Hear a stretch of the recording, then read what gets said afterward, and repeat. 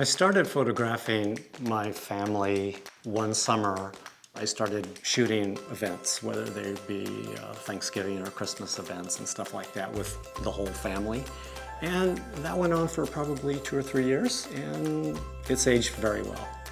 So at the time I was doing the Jangs, I was kind of in my own bubble, photographing my cousins in suburbia.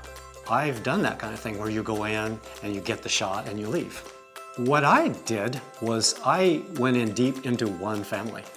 And so the difference is that when I look back at the work that I did on my family, you'll see them not on guard, falling asleep in front of the TV, playing golf at night in the backyard with a flashlight, stuff like that. And you have to live with people to get those kind of shots.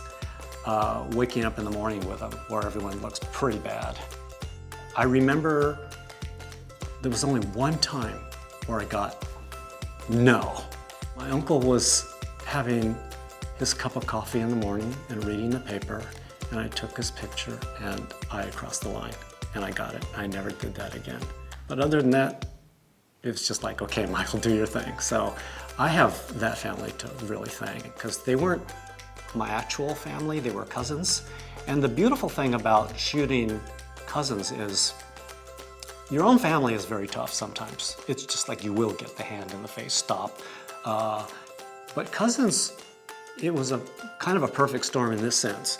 They were very interesting and they were family. So they let me in, whereas they wouldn't let like a reporter in to live with them all summer.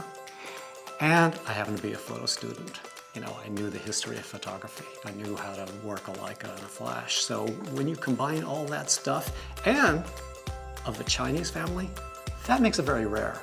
I have to admit that when I was taking pictures of them, they didn't appreciate them. I kind of go for the jugular when it comes to humor. And I'm just not going to flatter you necessarily.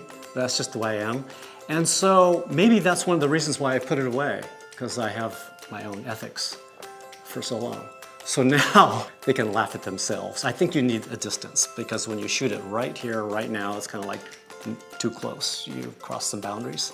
Now they can look back fondly at the shag rugs, their clothing, their hairstyles, their glasses, and pets that they had that they miss. I didn't overthink the photographic process. There was no intention to make a statement or anything like that. I think I did a lot of focus and stress on the actual construction of an image. It's almost like I'm not really looking at what I'm photographing, but it just had to visually look strong. The humor is natural. I think that's just comes from me. That's the way I see the world.